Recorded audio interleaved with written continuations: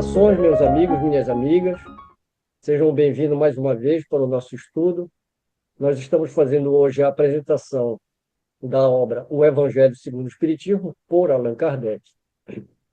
Então, vamos iniciar fazendo o compartilhamento de tela. Mais uma vez, agradeço a participação de todos. Eu sou Mário Fontinelli, estou representando a Sociedade de Estudos Espíritas Fraternidade do Japão, e hoje o nosso estudo é sobre o Evangelho segundo o Espiritismo. Nós costumamos fazer as nossas preces iniciais antes dos estudos, mas eu diria que a apresentação ela já vai começar em forma de prece, que é o prefácio da obra, que é uma mensagem do Espírito da Verdade. E o prefácio está justamente dessa forma. Os Espíritos do Senhor, que são as virtudes dos céus, como um imenso exército que se movimenta, ao receber a ordem de comando, espalham-se sobre toda a face da terra. Semelhantes a estrelas cadentes, vêm iluminar o caminho e abrir os olhos aos cegos. Eu vos digo em verdade que são chegados os tempos em que todas as coisas devem ser restabelecidas no seu verdadeiro sentido, para dissipar as trevas, confundir os orgulhosos e glorificar os justos. As grandes vozes do céu ressoam com o toque da trombeta e os coros dos anjos se reúnem. Homens, nós vos convidamos ao divino concerto, que vossas mãos tomem a lira, que vossas vozes se unam e num hino sagrado se estendam e vibrem de um extremo do universo ao outro. Homens, irmãos amados, estamos juntos de vós. Amai-vos também uns aos outros e dizei, do fundo de vosso coração, fazendo a vontade do Pai que está no céu, Senhor, Senhor, e podereis entrar no reino dos céus. Espírito da Verdade. Só esse prefácio aqui já daria a nossa apresentação de hoje, mas nós não vamos nos ater, nesse exato momento, de fazer a interpretação desse prefácio. Nós faremos isso com a continuação dos estudos, e vamos, então, agora fazer a apresentação do Evangelho segundo o Espiritismo, por Allan Kardec. Essa obra ela veio a público em 15 de abril de 1864, com o título Imitação do Evangelho segundo o Espiritismo. O Evangelho espírita, né? Ele tem que fazer uma diferença dos evangelhos de Mateus, Marcos, Lucas e João para o evangelho em questão aqui, que é o Evangelho Espírita. Então, esse evangelho ele teve três versões, digamos assim, né? A edição original, que é a que nós temos na folha de rosto aqui, imitação do Evangelho, ele veio com 25 capítulos, inicialmente. Teve uma segunda edição, né, da mesma publicação, e finalmente veio a terceira. Essa terceira, ela já saiu apresentando mudanças significativas, dita revisada, corrigida e modificada. Então, de 25 capítulos, ela passa a ter 28 capítulos, teve acréscimo de 14 citações bíblicas, aumento de 56 itens, e assim por diante. A gente vai deixar isso ao longo da apresentação um pouco mais claro, né? O, o interessante aqui também é que essa obra ela sai em 2 de dezembro de 1865, a terceira, né? Com a terceira edição, que é a definitiva. O Kardec, antes de desencarnar, ele ainda chegou a publicar uma quarta edição, mas na prática é uma reimpressão da terceira. Então não houve realmente nenhuma mudança significativa. Terceira, nós ficamos como uma edição definitiva. Vamos fazer uma pequena introdução sobre essa obra. Nós costumamos falar que o livro, o Evangelho segundo o Espiritismo, é a terceira obra fundamental da doutrina espírita.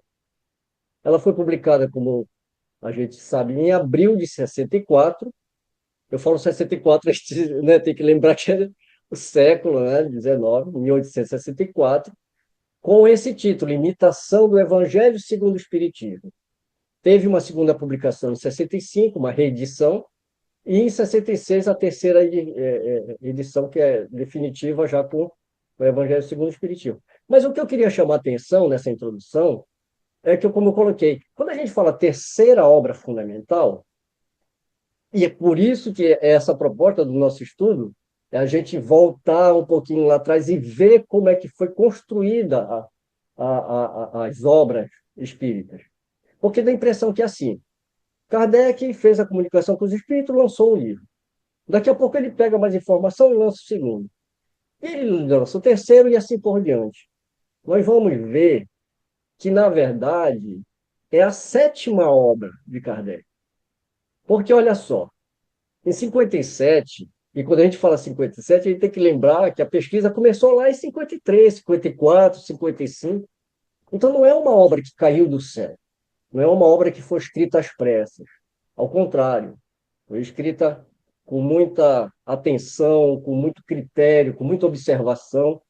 E o Kardec chega, então, a publicar o primeiro livro, porque ele via que se reunia um corpo de doutrina e que era importante para todos. E ele, então, falou: eu vou publicar isso aqui. Livro dos Espíritos, com a primeira edição com 501 perguntas, em 1857.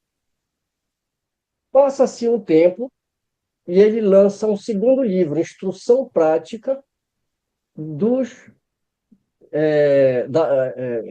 das Manifestações Espíritas, em 58. Em 59, ele publica o que é o Espiritismo. E a gente já explorou na apresentação dessas obras, como vocês puderam acompanhar, que houve todo um desenvolvimento em cada obra dessa. E só então ele vai lançar a quarta publicação dele, que é a segunda edição do Livro dos Espíritos, já com uma edição já com as 1.000 e poucas perguntas ali. Depois vem o Espiritismo, na sua mais simples expressão, em 62. Kardec, depois de todo esse trabalho, ele vai a campo, visita vários centros espíritas, para ver como que estava a propagação do espiritismo, entra em contato com os espíritas, enfim, e aí ele lança Viagem Espírita em 1862. Isso é importante porque, é como eu falei, não é a primeira, a segunda, a terceira, a quarta.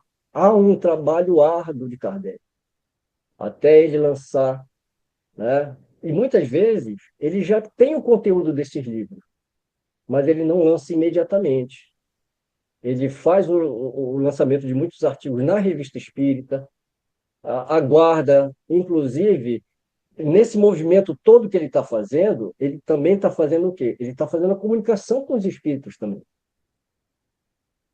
Ele questiona os espíritos se ele está indo na direção certa, nas dúvidas que ele tem. Então, não é simplesmente o Kardec foi o camarada que foi o secretário dos espíritos. Ao contrário, foi uma obra, eu diria, a duas mãos, porque são encarnadas, né? Mas a milhares de outras mãos desencarnadas, que são os espíritos ali trabalhando com ele. Aqui é a folha de rosto da terceira edição, né? Já com o título O Evangelho segundo o Espiritismo. Vamos analisar a capa, a capa não, a folha de rosto aqui. Principalmente nesse ponto aqui, Evangelho segundo o Espiritismo, contendo. O que que contém? Qual é o conteúdo? Qual é o objetivo dessa obra? Então, nós fizemos um recorte daqui e nós fizemos essa tradução para cá, né? Contendo a explicação das máximas moral do Cristo, sua concordância com o Espiritismo e sua aplicação às diversas posições da vida. Nós temos aqui a estrutura do livro. que a gente vai abordar mais adiante, mas eu já quis pegar essa parte aqui no início, por causa da folha de rosto. Então, a gente pode observar aqui a estrutura do livro O Evangelho segundo o Espiritismo. A explicação das máximas morais de Cristo é retirada das passagens selecionadas pelas máximas de caráter universal. Lembra que ele falou que poderia se dividir em cinco matérias, os ensinamentos, né? A vida de Jesus ali em cinco? Pois é, ele vai se ocupar com as máximas, com o caráter moral. Por quê? Porque são as máximas de caráter universal.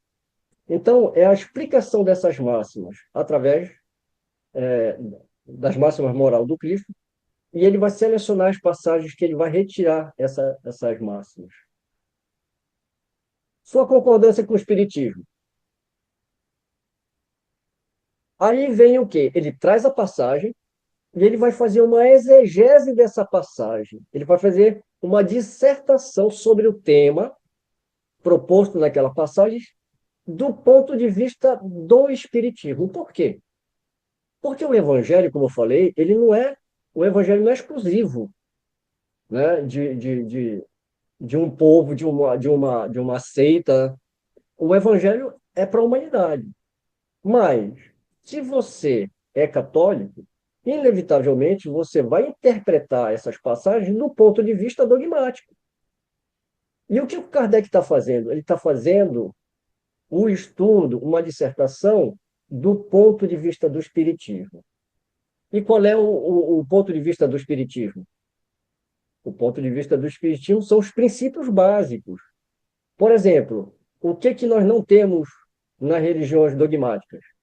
Nós não temos um entendimento sobre reencarnação, comunicação com os espíritos, pluralidade dos mundos habitados, que diga Giordano Bruno, né?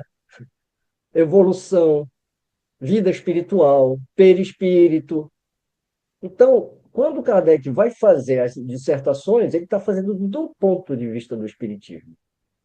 E, em seguida, vem a aplicação dessas máximas através das mensagens instrutivas dos espíritos referente ao assunto do capítulo. Então, você tem aqui a estrutura do livro. A moral de Jesus, a interpretação do ponto de vista do espiritismo e a sua aplicação. Porque as instruções dos espíritos é exatamente isso, é uma instrução para você colocar em prática.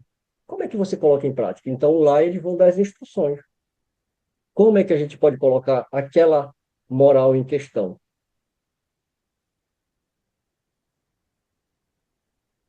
E aqui a frase, né, que a gente fala, que é retirado ali da introdução, objetivo desta obra.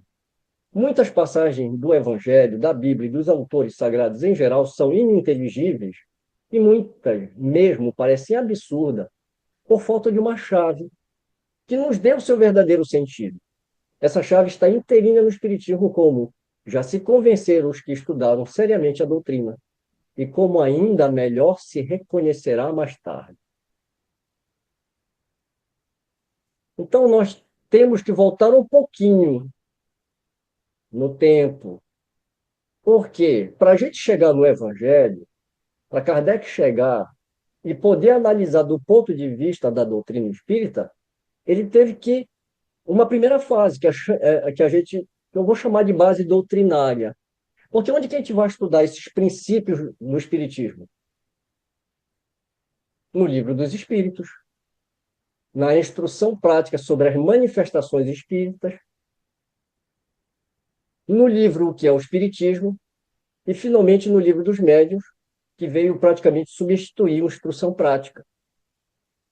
Então, para você entender o Evangelho segundo o Espiritismo, você tem que entender os princípios básicos. Você tem que ter a base doutrinária. E aí a gente vai para uma segunda fase, que é a aplicação da doutrina. Essa aplicação da doutrina vai ser feita nas obras seguintes. Então, o Evangelho segundo o Espiritismo, desculpa, a data está errada aqui, né?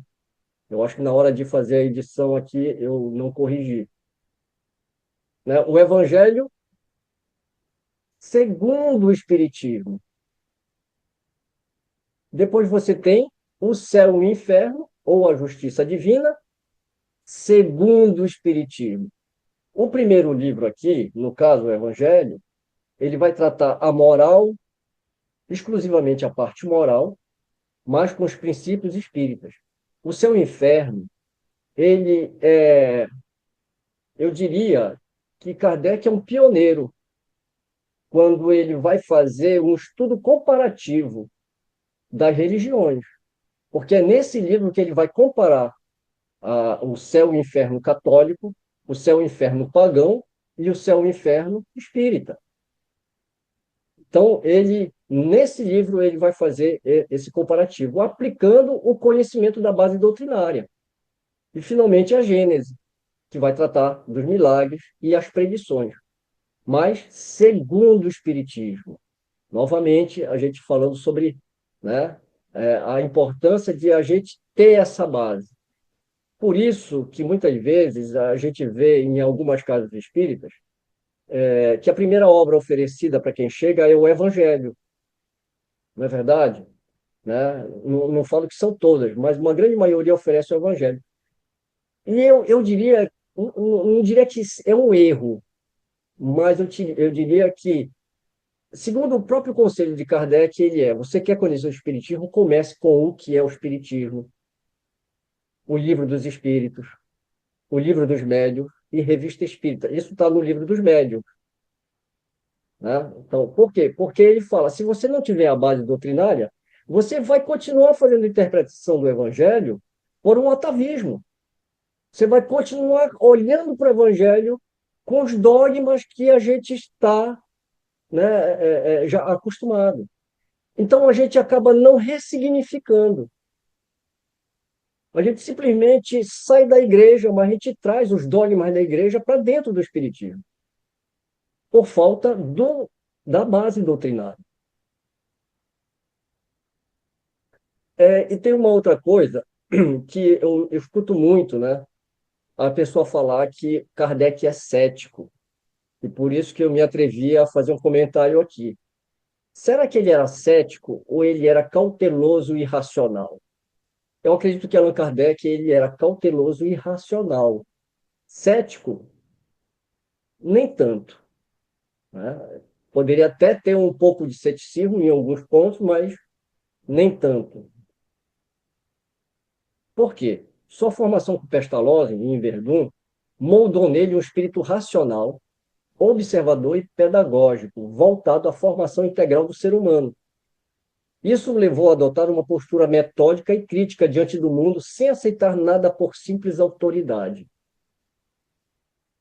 Mas não um cético no sentido filosófico estrito. Kardec não negava a possibilidade da existência, ou de existência do espiritual. Ou seja lá do que for, né? Ele estava aberto ao fenômeno, desde que pudesse ser observado, testado e analisado com rigor lógico e moral. Isso se deu muitas vezes no estudo que ele estava fazendo, porque o próprio Kardec ele não tinha uma ideia totalmente formada sobre reencarnação, ele até negava essa ideia. Né? Foi quando ele. Mas aí a gente vê a diferença do espírito, né? Do espírito científico, né? Aquele que não deixa as suas crenças interferirem no processo de observação. E nesse processo de análise, de observação, de crítica, ele pode mudar de ideia. Ou seja, ele não deixa o ego interferir, ele não deixa nenhum laivo de personalismo. Então, por isso que eu falo, isso não é ceticismo, né? Isso é um cuidado, né? Eu diria que seria mais uma característica positiva, né? E a gente costuma citar muito essa frase, que eu acho que resume esse espírito de Kardec, né? Fé inabalável, somente a que pode encarar a razão face a face em todas as épocas da humanidade. Outro amigo de Kardec que compartilhava, né, e via em Kardec esse espírito era Maurice Lachatre, porque Quando Maurice Lachatre, né, ou Lachatre, como a gente costuma chamá-lo, ele lançou um novo dicionário universal. Ele escreveu uma biografia de Kardec. Então, nos verbetes, ele coloca lá, Allan Kardec, ele faz uma biografia. Vamos ver o que que essa biografia dizia. Eu peguei trechos, tá? Né? Senão fica muito longo aqui a leitura. Nascido na religião católica, mas educado em um país protestante, os atos de intolerância que teve de suportar sobre esse assunto o levaram, desde os 15 anos de idade, a conceber a ideia de uma reforma religiosa, na qual trabalhou em silêncio por muitos anos, com o pensamento de alcançar a unificação das crenças, mas faltava-lhe o elemento indispensável para a solução desse grande problema. Não é interessante isso? Tem uma coisa aqui, né? Aí alguém pode falar, não, mas aí o Lachatre, ele tirou isso da cabeça dele. Bem, ele deu de presente essa obra para Kardec. E o Kardec foi colaborador com verbetes também desse novo dicionário. Em nenhum momento ele refutou a biografia que foi apresentada. Eu vou seguir mais um pouquinho, um trecho que ele vai falar, porque faltava-lhe um elemento, certo? Indispensável para essa solução desse grande problema. Mais tarde, o Espiritismo o forneceria e daria uma direção especial ao seu trabalho. Por volta de 1850, assim que surgiu a questão das manifestações dos espíritos, Allan Kardec fez observações sérias sobre esses fenômenos e se propôs a deduzir suas consequências filosóficas. Em primeiro lugar, ele vislumbrou neles o princípio de novas leis naturais, aquelas que governam a relação entre os mundos visível e invisível. Ele reconheceu na ação do mundo invisível uma das forças da natureza, cujo conhecimento lançaria luz sobre uma série de problemas considerados insolúveis, e compreendeu seu significado dos pontos de vista científico, social e religioso, sempre levando em consideração que a religiosidade aqui ela é trabalhada com um outro pensamento, não de religião, no sentido dogmático, mas no sentido filosófico, e a religião como uma lei natural, não uma religião natural.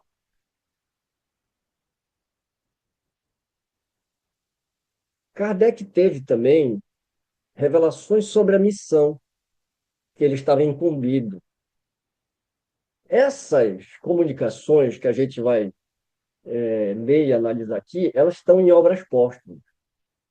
Obras póstumas é um livro que, às vezes, muitos acabam deixando na geladeira, porque é um livro, já está falando, né, póstumo, não foi escrito por Kardec, foi escrito por Lemarie, e foi encontrado digamos assim, uma alteração numa das comunicações dentro desse livro, e muita gente acabou colocando ele de lado, né?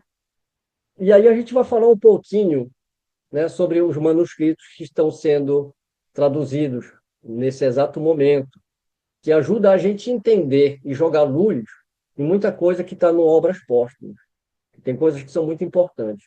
Então, essa primeira revelação da minha missão, que é o título do manuscrito que Lemarie publicou no Obras Póstumas, essa comunicação foi dada em 30 de abril de 56, ainda naquele processo que ele está fazendo de análise das comunicações, e ele está na casa do senhor Rostam, que era o magnetizador da médium Jafé, assim, senhorita Jafé. Então, nessa comunicação, eu tirei esse trecho, que eles vão fazer, ele recebe essa comunicação sobre a revelação da missão dele, a primeira revelação, e fala assim: deixará de haver religião, e uma se fará necessária, mais verdadeira, grande, bela e digna do Criador. Seus primeiros alicerces já foram colocados. Quanto a ti, rival, a tua missão é aí. Outra mensagem, se ele também escreve como minha missão, em 7 de maio, ou seja, né, depois de uma semana praticamente.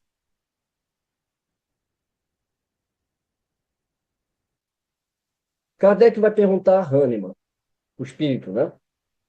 Outro dia disseram-me os espíritos que eu tinha uma importante missão a cumprir. Ele está falando da comunicação anterior, né? E me indicaram o seu objeto. Desejaria saber se confirmas isso. Kardec sempre questionando as comunicações que ele recebia. E aí o Hahnemann responde, sim. E se observares as tuas aspirações e tendências e o objeto quase constante das tuas meditações, não te surpreenderás com o que te foi dito. Tens que cumprir aquilo com que sonhas desde longo tempo. É preciso que nisso trabalhes ativamente, para estares pronto, pois mais próximo do que pensas vem um dia.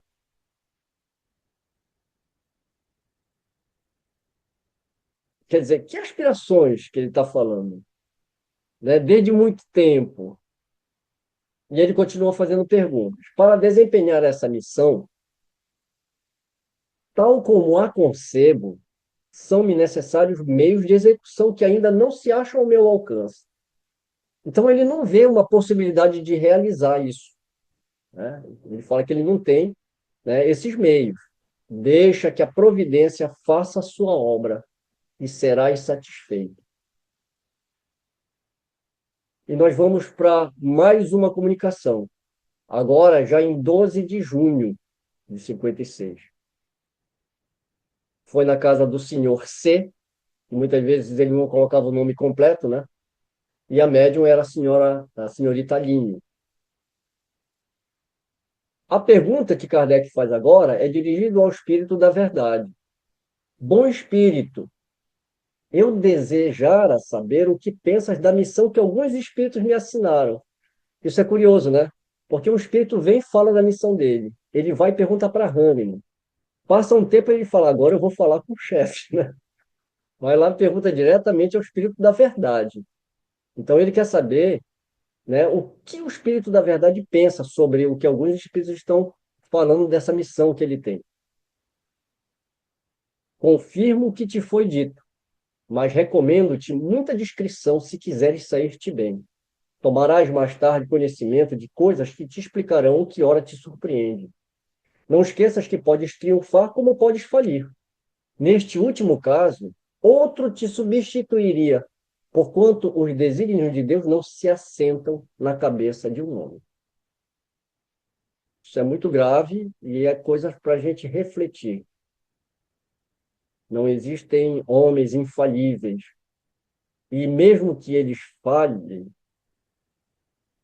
a obra não vai parar, né?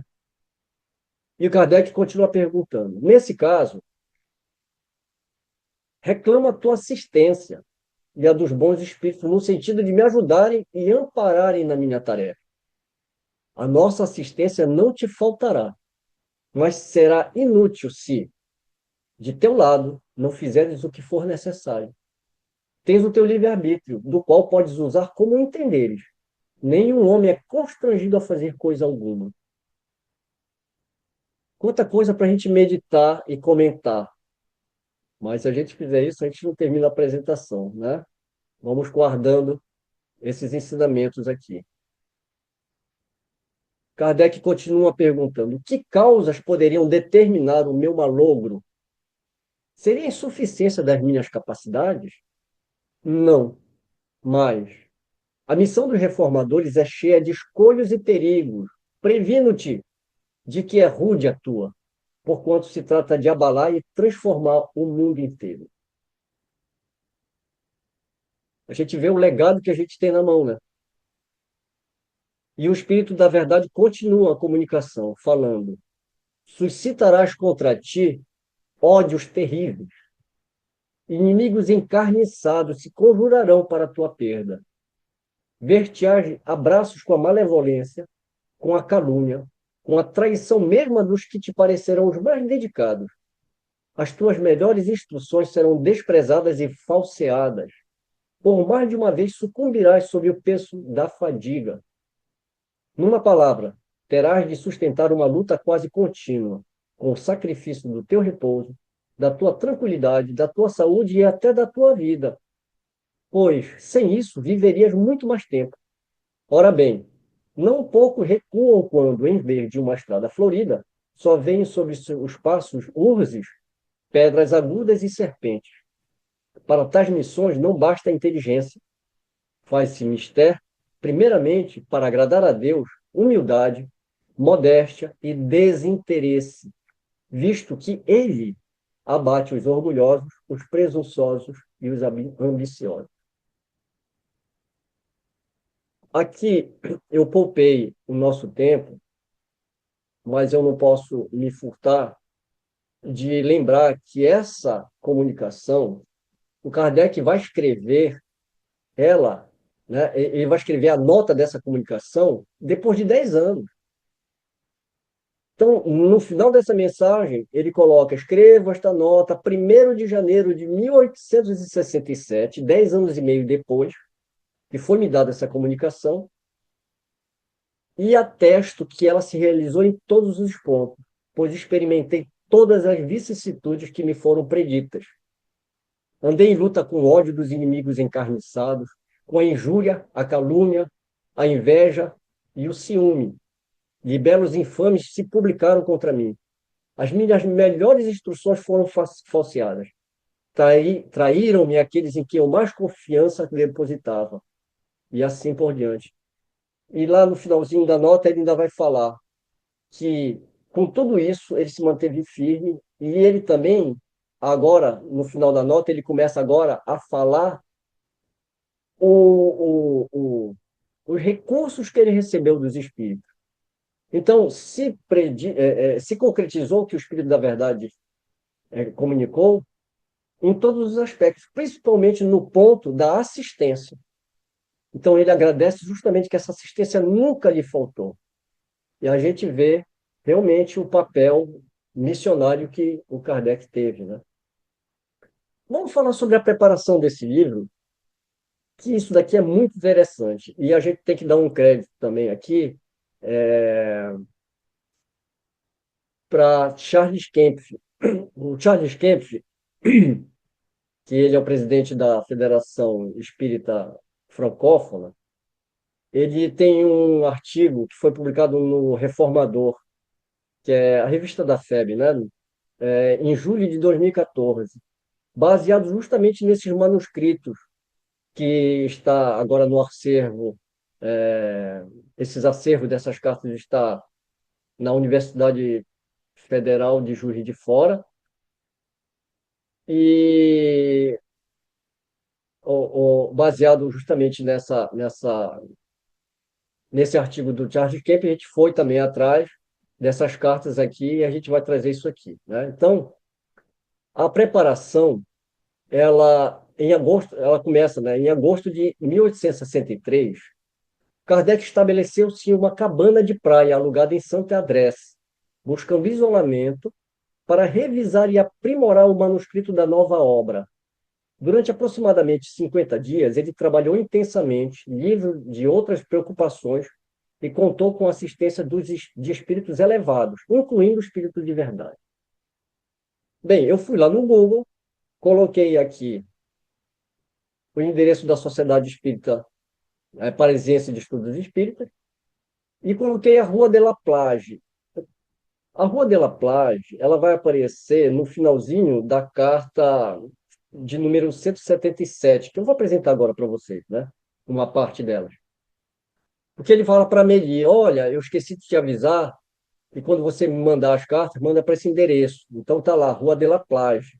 Você coloca lá no Google, você vai ter exatamente o ponto, né? Então, a gente está aqui, né, no litoral aqui, Normandia, na praia de Santo Andrés. Na praia não, na cidade, né? Aqui, cada praia dessa tem um nome diferente, né? Esse percurso, atualmente, você tem dois percursos, né? Aqui deve ser pedágio e sem pedágio, né? 2 horas e meia por uma e um pouco mais de 3 horas de carro. Kardec ele fala para Meli que ele está voltando nas últimas cartas e ele prevê a chegada dele depois de 8 horas. Então, naquele tempo levava 8 horas para fazer essa viagem, né? De trem, enfim, com os transportes da época. Bem, uma curiosidade que eu trouxe aqui é que Claude Monet ele tem duas obras, né, retratando justamente a paisagem desse local. O Charles Kempf traz, né, inclusive essa La Plage a Sant Andrés, né, que é uma obra do Claude Monet de 1867. Eu achei essa outra obra. Então são duas obras que ele tem daquele daquele local. Então era um local muito bonito, era um local tranquilo. E os espíritos falam que para esse tipo de obra ele precisava se retirar, porque era um inferno, né? O Kardec ficava ali na, na, na, na sociedade parisiense, e muitas vezes recebendo ataques. Enquanto ele estava ali em Santo André, nessas comunicações que ele teve por carta lá, inclusive tem ainda o bispo de Argélia atacando ele, e ele vai resolver essas coisas só depois na volta, né? Então, ele precisava realmente se retirar para um local para ele escrever essa obra de uma forma mais tranquila, digamos assim, né? Esses manuscritos, como eu falei anteriormente, ele está num projeto chamado Projeto Allan Kardec, vocês podem acessar aí na página da internet, né? Projeto Kardec, da Universidade Federal de Juiz de Fora. Então, nós temos uma sequência de cartas aqui, e a que está em negrito é justamente a que está em obras póstumas. Nós vamos ler a que está em obras póstumas, que são as que dão um caráter, né, mais voltado para a obra que a gente está trabalhando. Mas é importante, infelizmente, a gente não vai dar para ler todas as cartas aqui na apresentação. Eu recomendo que quando vocês entrarem no projeto Allan Kardec, vocês tenham a referência das cartas. Aqui é muito, muito interessante, porque você começa a enxergar também o aspecto humano, principalmente a figura de Amélie, porque às vezes a gente acha que a Amélie era simplesmente a esposa de Kardec. Ela, além de uma companheira, ele era o sustento, né? Emocional, era uma parceira em todos os sentidos de Kardec. Porque enquanto ele estava lá, na correspondência, ela vai falando, olha, eu estou cuidando lá da Vila Segui, eu estou cuidando do Pomar, eu estou cuidando da Revista Espírita, veio agora trazer um volume, eu estou recebendo as pessoas, e tem correspondência que ela está escrevendo, que ela está respondendo no lugar de Kardec. Então, ela está junto nesse processo todo, né? E o mais bonito é você ver o lado humano, de como eles se tratam respeitosamente, o carinho que um nutre pelo outro. Numa das últimas cartas que ele está falando que ele vai voltar, né? Ela fala que bom, que vai acabar a minha viuvez. Não vejo a hora de poder te beijar, né? Então, é emocionante quando você ler essas correspondências, né? E foi intenso. Você vê que ele ficou 50 dias. E, ó, carta do dia 6, ele escreve para Amélie. Ela responde no dia 9, né? Ele escreve dia 11, recebe dia 14, e assim por diante. Eles estão o tempo todo se comunicando, né? E essas comunicações que a gente vai ler que está em obras póstumas, e aí eu volto a falar, por isso que é importante a gente ter essas cartas traduzidas, e atestar da veracidade, né, a origem dessas cartas. Porque hoje, com essas cartas, a gente vê que essas comunicações que estão em obras póstumas, elas são legítimas. Porque as outras cartas que a gente tem nesses acervos, elas corroboram para o que está escrito nessas comunicações. Por exemplo, nessa comunicação aqui, no dia 14, ele recebe essa comunicação, mas ele tinha escrito para Meli. Ele falou, olha, eu quero que o doutor Dambel ele, ele escreva para mim. Porque o Kardec, ele está escrevendo o livro, mais uma coisa para a gente pensar. Não é o espírito ditando para ele, porque ele não tinha mediunidade. Ele está escrevendo a obra da cabeça dele. A gente vai ver que o processo indiretamente é mediúnico, por uma mediunidade intuitiva, mas o Kardec não era médium ostensivo, como ele cansou de falar. Então, ele queria saber, né, sobre o andamento das coisas, ele queria questionar. O que que ele fazia? Ele pedia para o médium. Então, nesse caso, como ele estava em Santo Andrés, ele escreve para Meli, a Meli fala, olha, eu não achei conveniente pedir para o doutor Dambel nesse momento, porque o gato dele caiu do quarto andar, sétimo andar, sei lá, né? E o gato não morreu, mas ele sofreu uma fratura na coluna e vai ter que ser sacrificado. E o Kardec, ele fica muito, né? O doutor Dambel fica muito triste com esse acontecimento, ele e a esposa. Aí o Kardec, inclusive, fala, né? Que ele também sente muito pelo acontecido, mas ele, como espírita, ele sabe ter a resignação, o entendimento ali. Como eu falo, é muito interessante você ver esses aspectos humanos, né? Não só daquele chamado codificador sisudo, né? Você vê todo esse processo aqui. Bem, vamos lá então, andar mais um pouquinho e entrar um pouquinho nessas comunicações.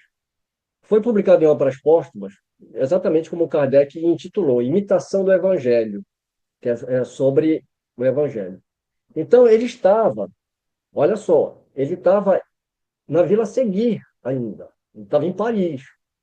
Isso a 9 de agosto de 1863. O médium é o senhor Dambel, né?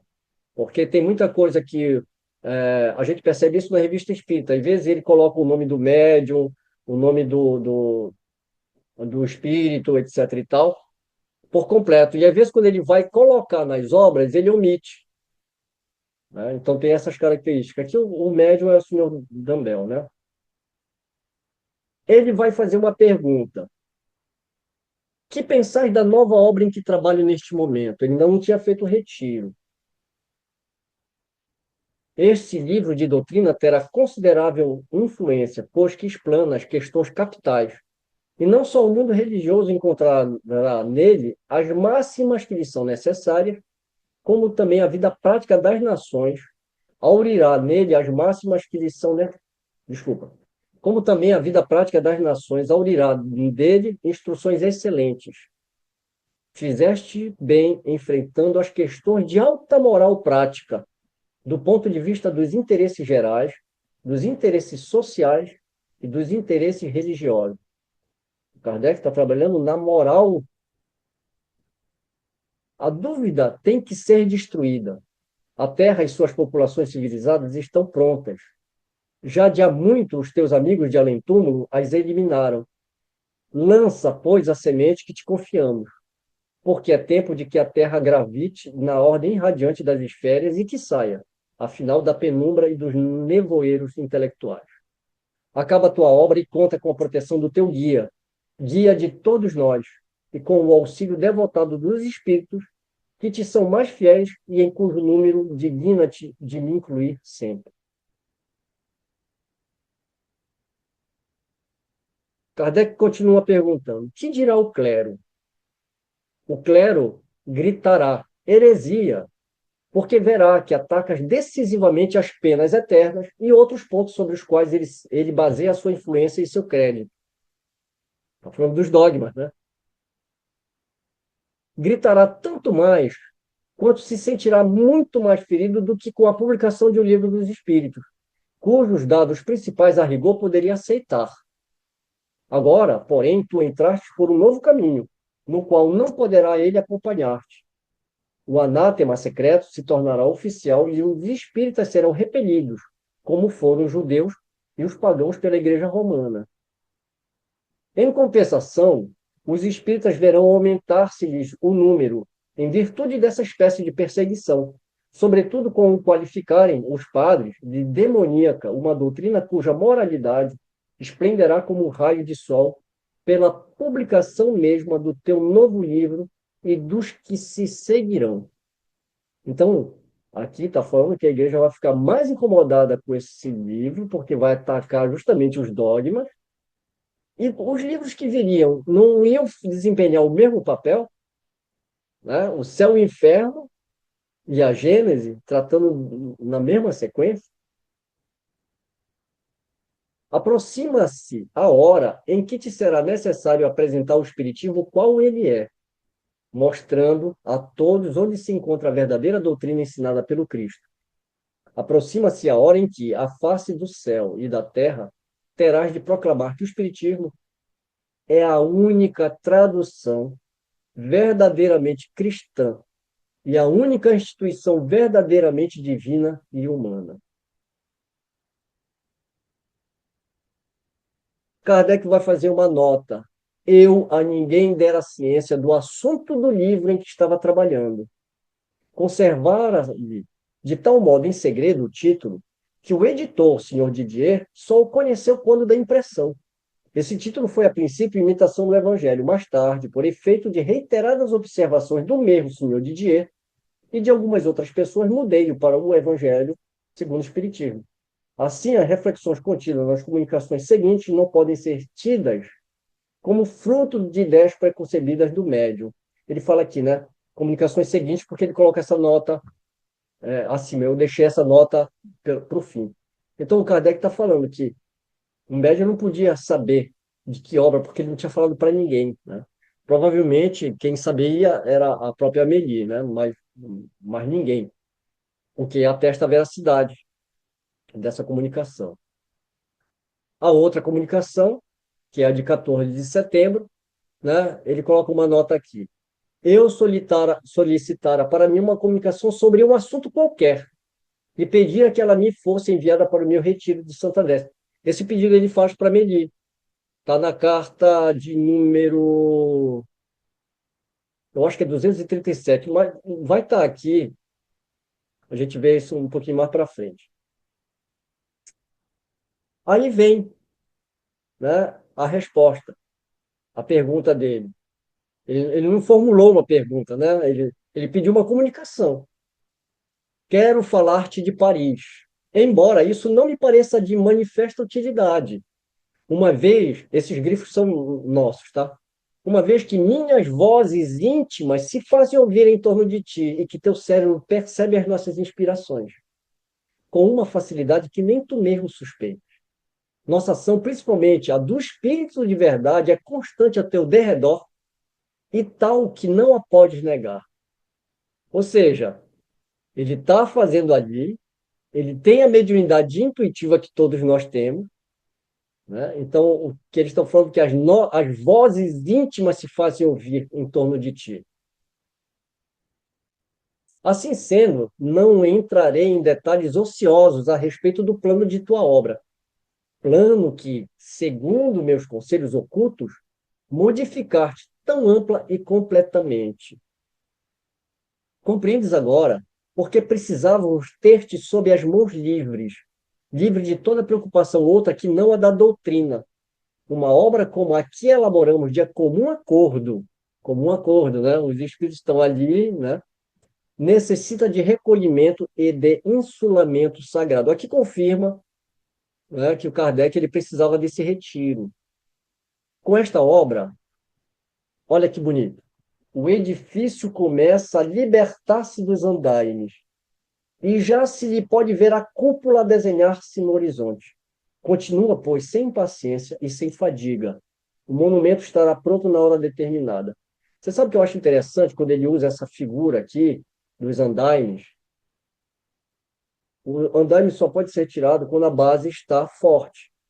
E qual é a base? A gente está falando da base doutrinária, livro dos espíritos, livro dos médios, todas aquelas obras ali, né? E agora a obra está sendo edificada. E são exatamente essas obras que começam com o Evangelho, que vai desembocar lá no céu e inferno e na Gênesis. Então já está na hora de começar a tirar os andaimes e ver que ela está firme ali. Já tratamos contigo das questões incidentes do momento, isto é, das questões religiosas. O Espírito de Verdade te falou das rebeliões que já se levantam na hora presente. São necessárias essas hostilidades para manter desperta a atenção dos homens, que tão facilmente se deixam desviar de um assunto sério. Aos soldados que combatem pela causa, incessantemente se juntarão combatentes novos, cujas palavras escritas hão de causar sensação e levarão à perturbação e à confusão às fileiras dos adversários. Adeus, caro companheiro de outrora, discípulo fiel da verdade, que continua através da vida a obra a que outrora, diante do Espírito que te ama e a quem venero, juramos consagrar as nossas forças e as nossas existências, até que ela se achasse concluída. Saúdo-te. Observação. O plano da obra fora, de fato, completamente modificado. Kardec fazia isso, né?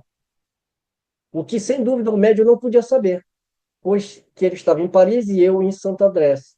Tampouco podia saber que o Espírito de Verdade me falara da atitude de revolta do bispo de Argélia e outros, porque ali na mensagem ele fala, né, termos levantes, e é justamente o bispo de Argélia que está atacando ele. Depois ele vai refutar na Revista Espírita com vários artigos ali. Todas essas circunstâncias eram bem urdidas para me comprovar que os espíritos tomavam parte em meus trabalhos. Bem, vamos falar um pouquinho agora sobre o título, imitação, né, sobre imitação do Evangelho. Mas tem um trabalho que foi feito pelo Adair Ribeiro, que é o curador do Museu ACOL, né, que a gente pode encontrar no allan-kardec.online. Ele fez um artigo do qual eu me servi aqui, uma pesquisa que ele fez muito interessante. Dentro das publicações de Kardec, ele sempre costumava a fazer uma propaganda das obras que ele lançaria no futuro. Então, quando você vai ver lá no livro, na primeira edição do Espiritismo, na sua expressão mais simples, você vai ter ali o anúncio de duas obras. Uma delas era Refutações, a outra era As Vozes do Céu. A obra que ele anunciou, Refutações, abordaria críticas ao espiritismo do ponto de vista do materialismo, da ciência e da religião. E o outro livro, Vozes do Céu, fazia interpretações diversas sobre as partes do ensinamento moral dos espíritos. Bem, apesar desse anúncio aqui, esses livros nunca foram publicados. Passa-se um tempo, não publica-se nada. Em 1863, na sexta edição do Livro dos Médiuns, na Revista Espírita de março de 1863, e na 11ª edição do Livro dos Espíritos, sai uma notícia sobre as futuras obras. Mais uma vez, vai aparecer um outro título, As Vozes do Mundo Invisível, que trata exatamente da parte moral. Então, ele mudou já aqui. Aquela publicação que era As Vozes do Céu, ele colocou As Vozes do Mundo Invisível. Ele deve ter pensado que As Vozes do Céu, né, soavam uma coisa mais mística e mais católica, né, creio, né? E Mundo Invisível eu acho que tem mais... Enfim. Mas, finalmente, em 64, ele vai lançar a primeira edição e ele, então, coloca a imitação do Evangelho segundo o Espiritismo. Teve duas impressões dessa primeira edição. O Didier, quando ele recebe o livro para publicar, para imprimir, ele contesta isso. Ele fala, poxa, mas imitação ele não achou legal, né? Então, não só ele, como outras pessoas, como a gente viu na comunicação agora, né? Então, Kardec fica, então, em dúvida, né? E aí ele vai fazer o quê? Perguntar para os espíritos. Ele está o tempo todo consultando os espíritos.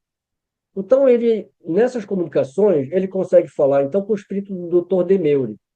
E o Dr. Demeure vai aconselhá-lo a colocar o título de Estudo Moral sobre o Evangelho do ponto de vista do Espiritismo. Você tem que dar assim, uma respirada antes para falar o título, né? Eu acho que o Kardec não gostou muito disso.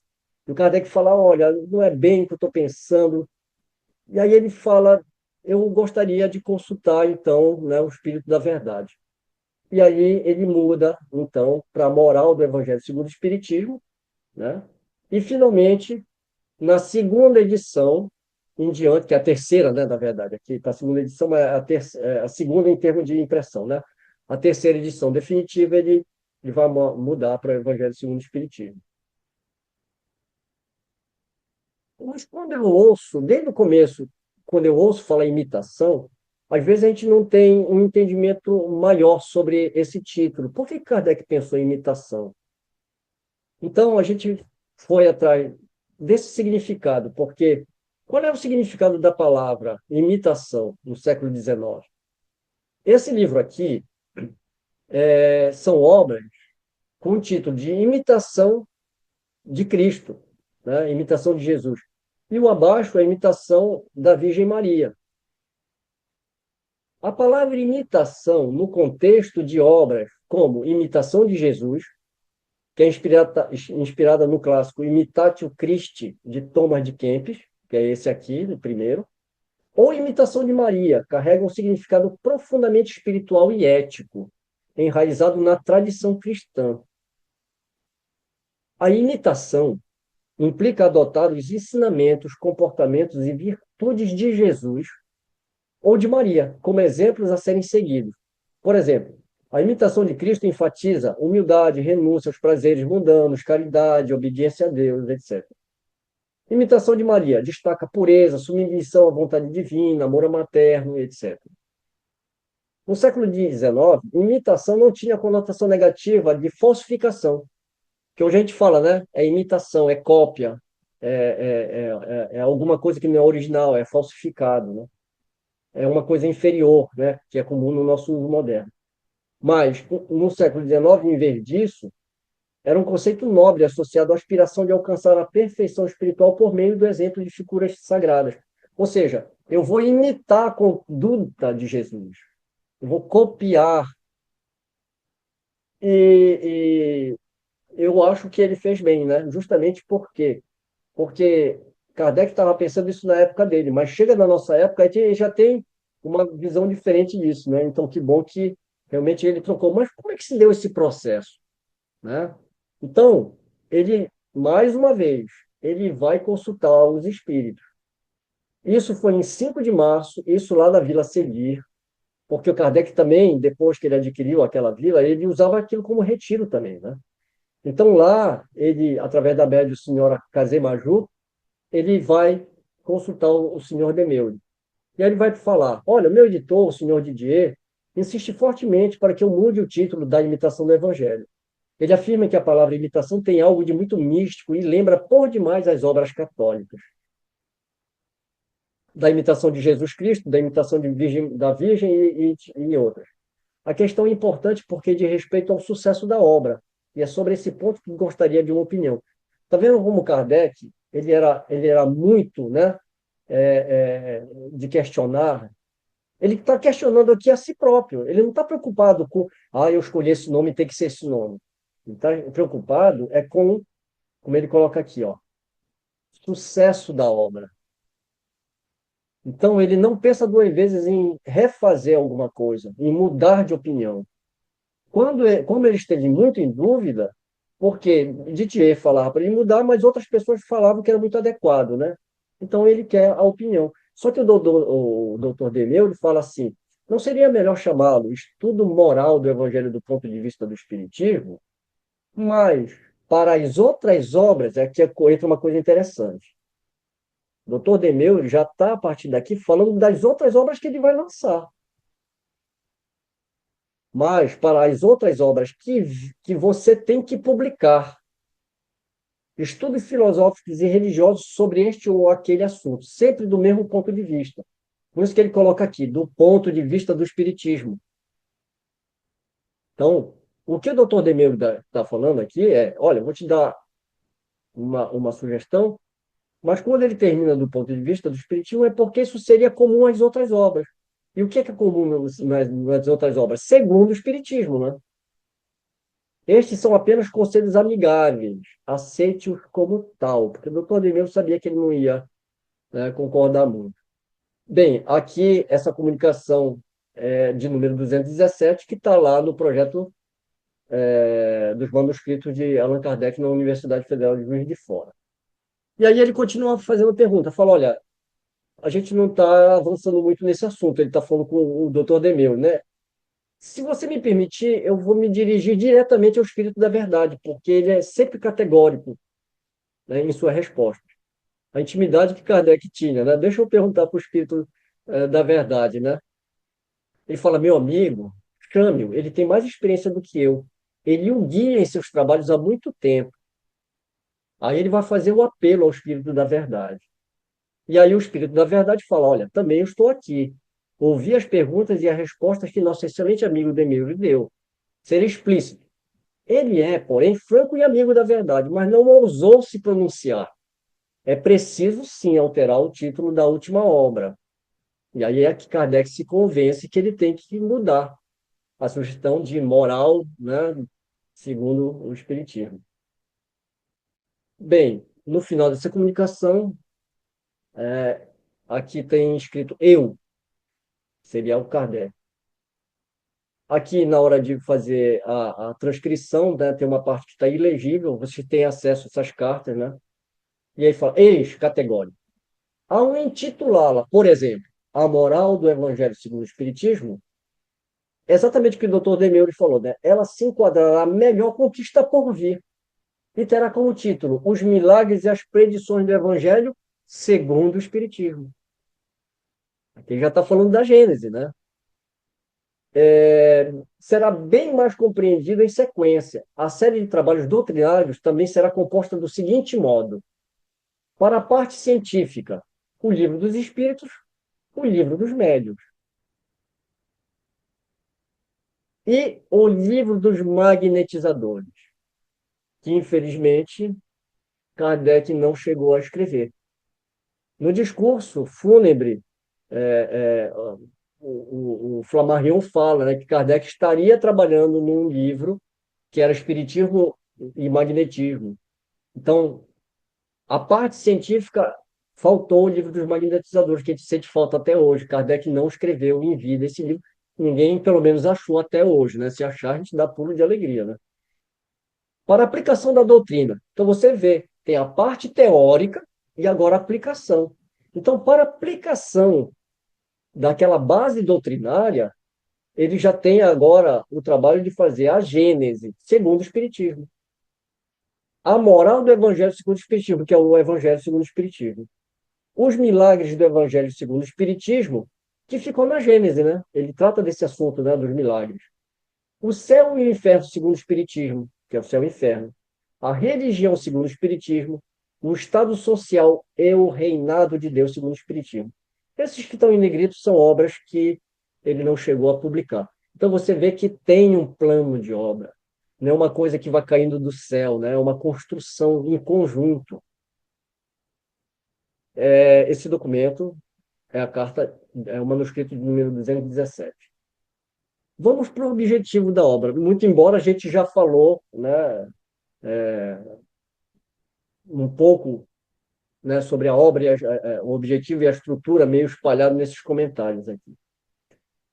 As matérias contidas nos evangelhos, a gente pode falar que são cinco.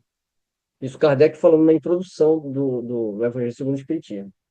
Os atos comuns da vida do Cristo, os milagres, as predições, as palavras que serviram para o estabelecimento dos dogmas das igrejas e, finalmente, o ensino moral.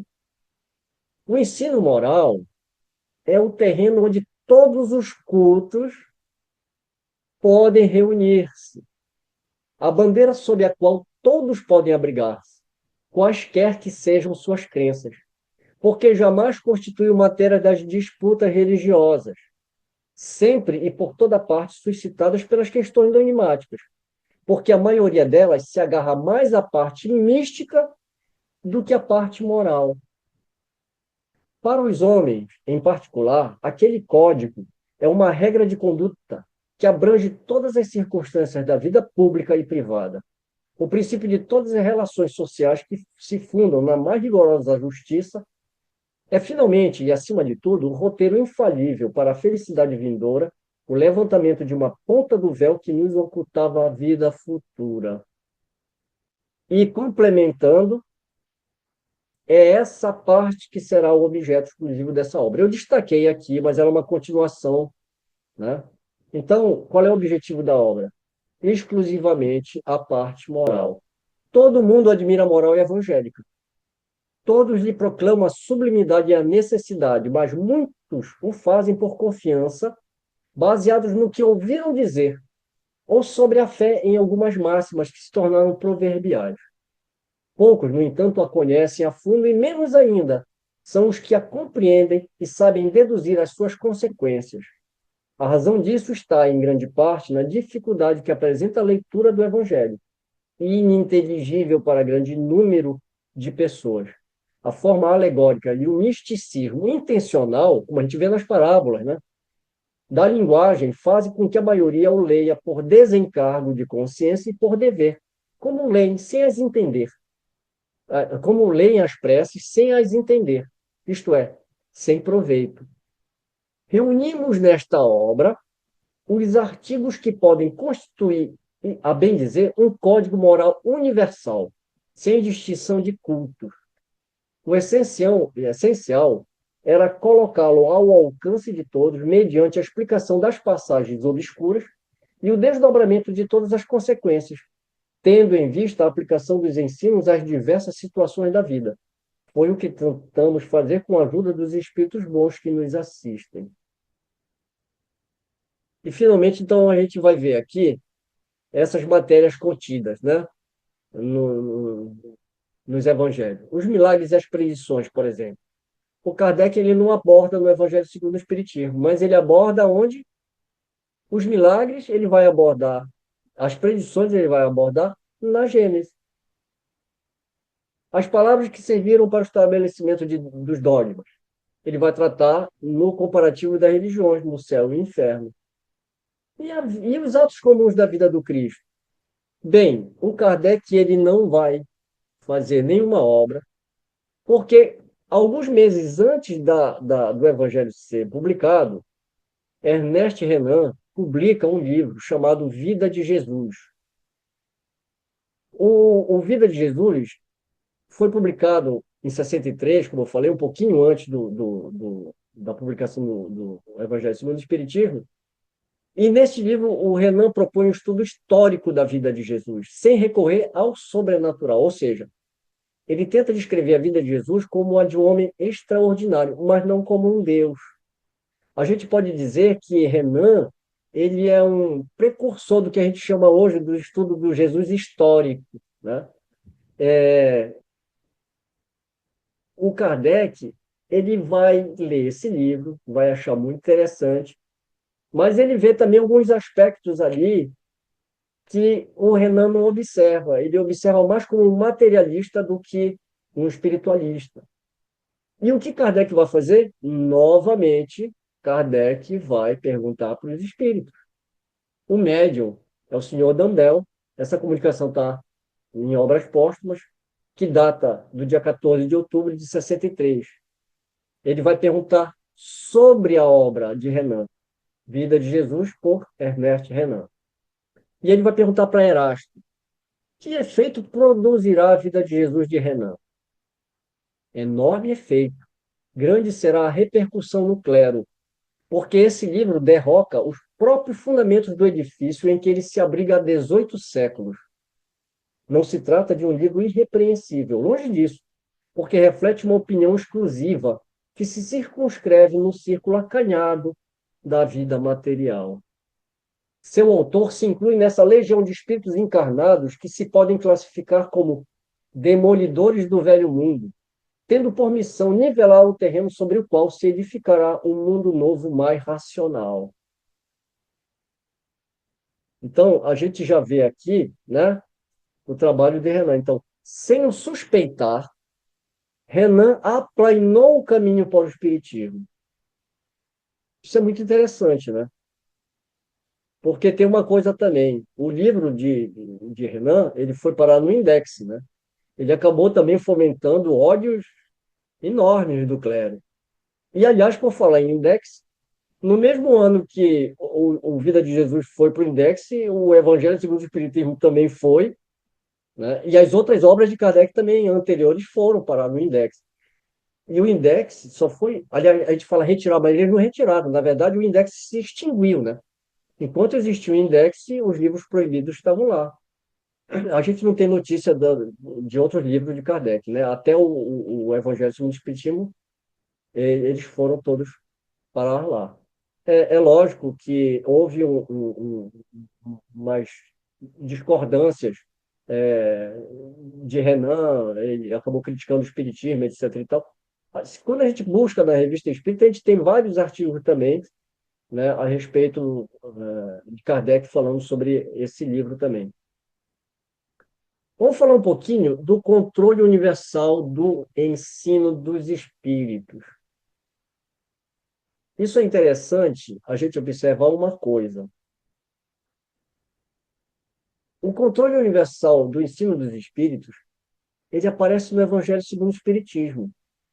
Ele não aparece no Livro dos Médiuns, né? E deve ter alguma razão para isso. Mas a gente vai lá, né?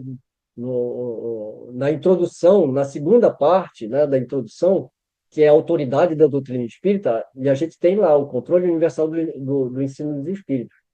E é de lá que a gente retirou esses trechos, né? O primeiro controle é incontestavelmente o da razão, ao qual é preciso submeter, sem exceção, tudo que venha dos espíritos.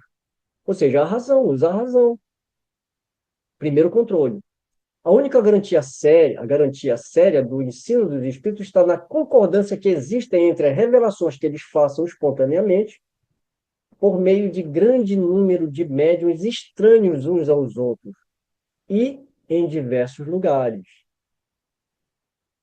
Na posição em que nos encontramos, recebendo comunicações de perto de 1.100 espíritas sérios, disseminados pelos mais diversos pontos do globo, estamos em condições de observar sobre que princípio se estabelece a concordância.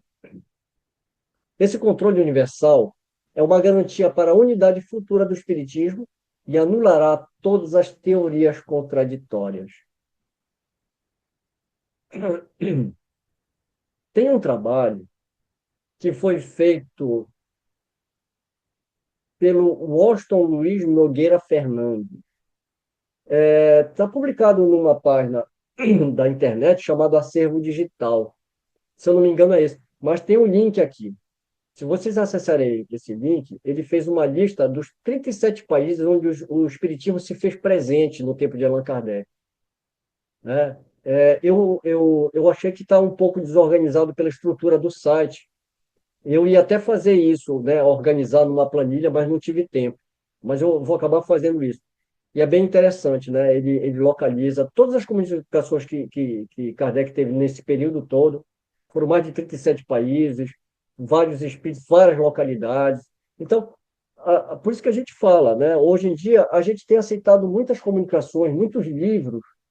Eu acho que não tem problema nenhum. O problema é o controle que a gente está fazendo dessas publicações.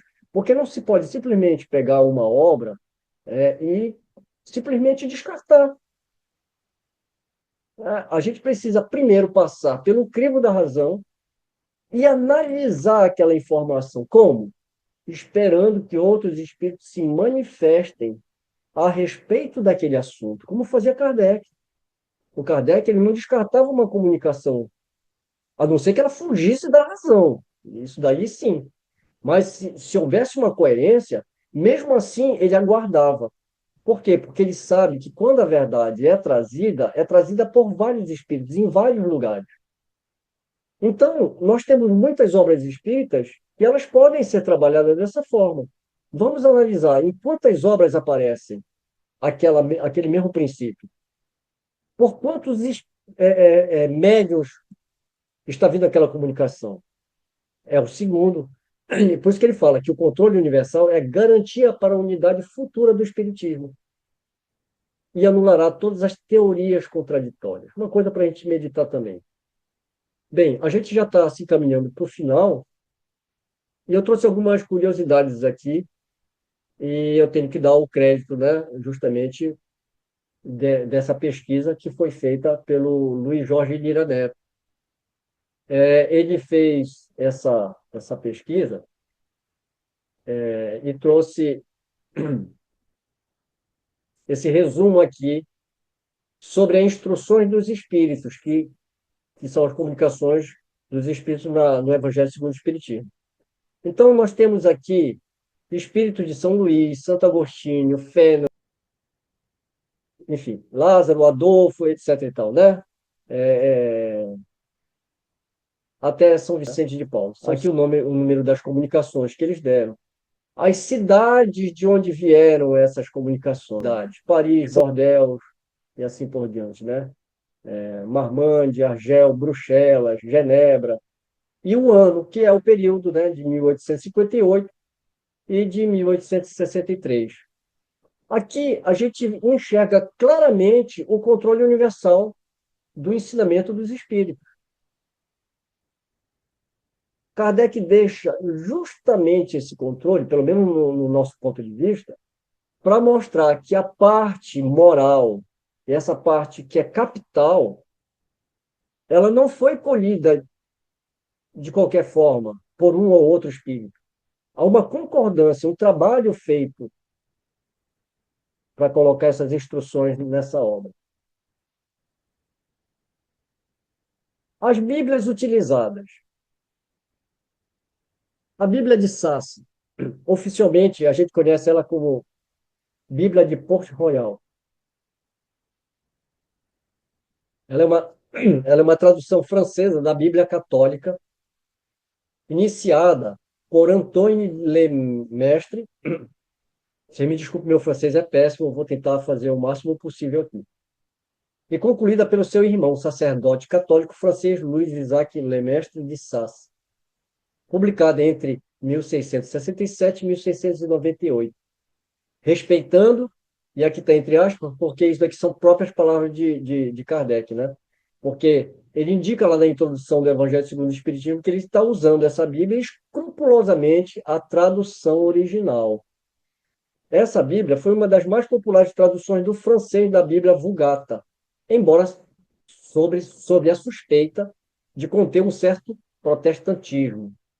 Outras versões foram utilizadas por Kardec em pontos específicos, como no capítulo 4, fazendo comparações de texto, que é ali sobre a reencarnação, né? Então, ele cita essas outras versões das chamadas Escrituras Sagradas. A Bíblia de Osterwald, a Bíblia de Lamennais e a Bíblia da Igreja Grega. A Bíblia de Osterwald é derivada da Bíblia de Calvino, de 1774, traduzida pelo teólogo protestante e pastor suíço, Jean-Frédéric Osterwald. Bíblia de Lamennais, traduzido, né, pelo teólogo católico, sacerdote, político, escritor, Lamennais. O Lamennais também ele colaborou com mensagens incluídas, né, nos livros fundamentais, não só no Evangelho, mas em outras obras fundamentais também. É muito comum, né, a gente ver a comunicação de Lamennais. E a Bíblia da Igreja Grega, ou a Septuaginta grega, era a versão utilizada pelos cristãos da língua grega. Então, Kardec ele usou essas 4 Bíblias. Citações bíblicas. Então, a gente vai ver que o Kardec, ele para selecionar essa parte moral, ele vai pegar Mateus, Marcos, Lucas e João, que são os evangelistas e Atos dos Apóstolos, né? Ele também vai pegar a primeira carta a Coríntios, primeira carta de João, e ele vai depois também colocar o Antigo Testamento, o Êxodo, o livro de Jó, Isaías e Jeremias, né, que são os profetas. Basicamente, a gente vai ter a grande maioria das citações em Mateus, com 53% dessas citações. São 74 citações. 74 citações espalhadas pelos 352 versículos dentro dos 20 capítulos. Marcos, a gente tem 17 citações, 12%. 67 versículos, oriundos de 9 capítulos. E assim por diante, né? Lucas 31, com 22%, João, 8 citações, com 6%, e as demais obras, apenas uma ou duas citações.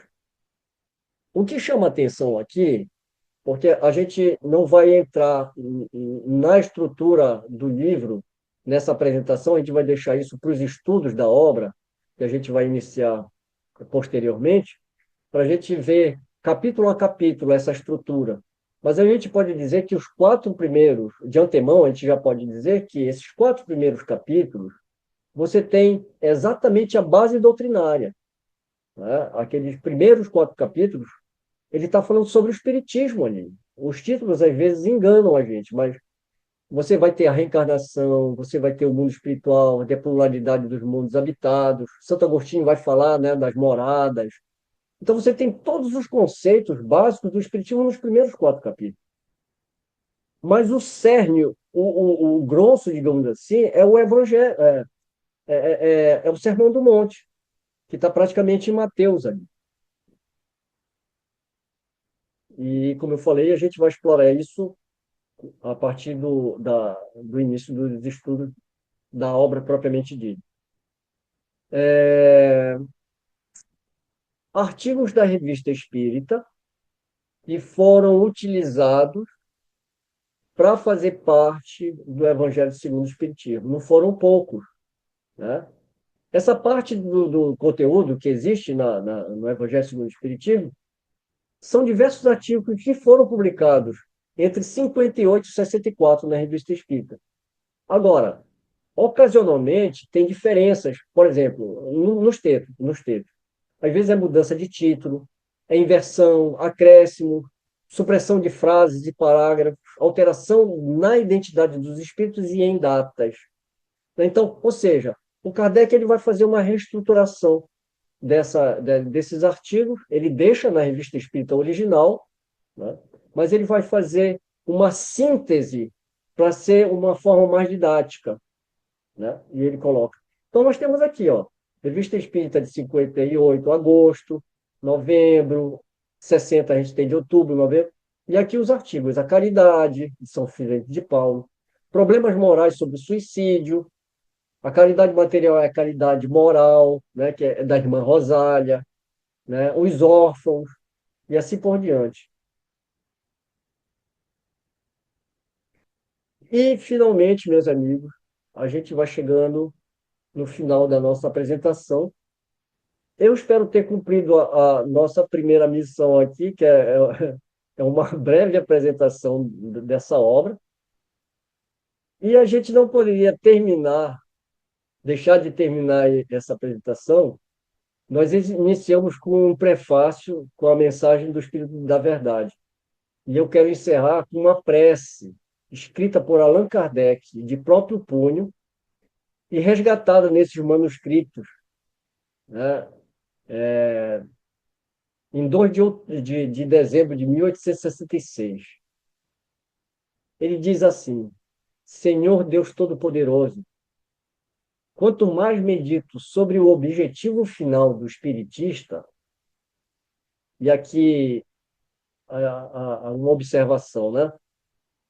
Quando a gente vai fazer a leitura toda do texto, a gente vê que a palavra espiritismo se encaixa melhor do que espiritista no contexto, né? Porque a gente sabe que a mudança no francês é apenas de uma letra ali, né? Então, provavelmente, o sentido é espiritismo e não espiritista. Mas a tradução ela tem que ser ipsilíteres, né? Então, tá como está escrito lá. Quanto mais Deus, Senhor Deus Todo-Poderoso, quanto mais medito sobre o objetivo final do espiritismo, do espiritista, que é a sua constituição em religião, mais eu sinto minhas ideias se aclararem e o plano se delinear.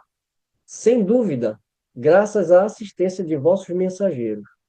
Porém, mais também eu sinto quanto esse trabalho exige calma e meditações sérias. Se me julgar digno, Senhor, de uma tal tarefa, fazei, peço-vos, que eu possa ter a tranquilidade necessária. Se as circunstâncias me obrigarem a me expatriar, peço que os bons espíritos preparem os caminhos para que eu possa, em meu retiro, dedicar-me sem problemas a esses trabalhos. Dai-me, sobretudo, saúde, assim como a Amélie. Quanto ao local do retiro, tenho em vista Locarno, que me parece reunir as melhores condições. Sobre isso, porém, Seguirei os conselhos dos bons espíritos. Parece-me útil, antes de partir, ter feito o volume da Gênese. Peço aos bons espíritos que me assistam e me deem o tempo e as forças que me são indispensáveis. Essa carta é a carta de número 179, né? Está lá no acervo, né? O projeto Allan Kardec.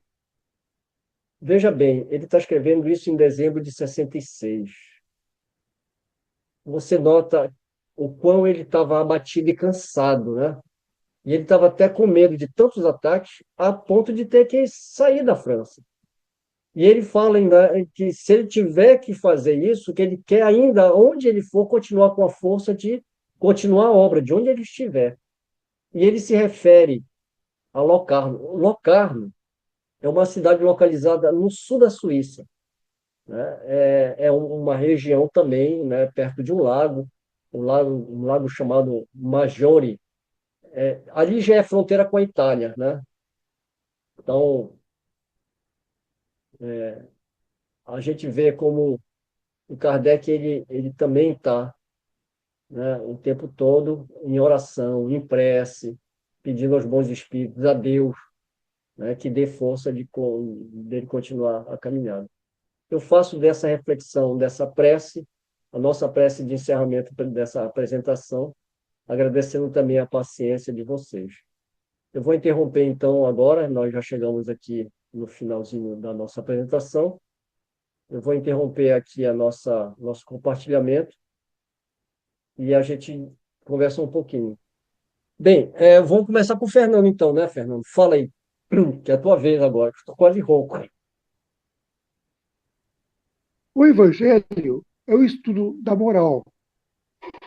E o estudo da moral exige um método, porque, na verdade, nós mesmos estamos em constante evolução moral.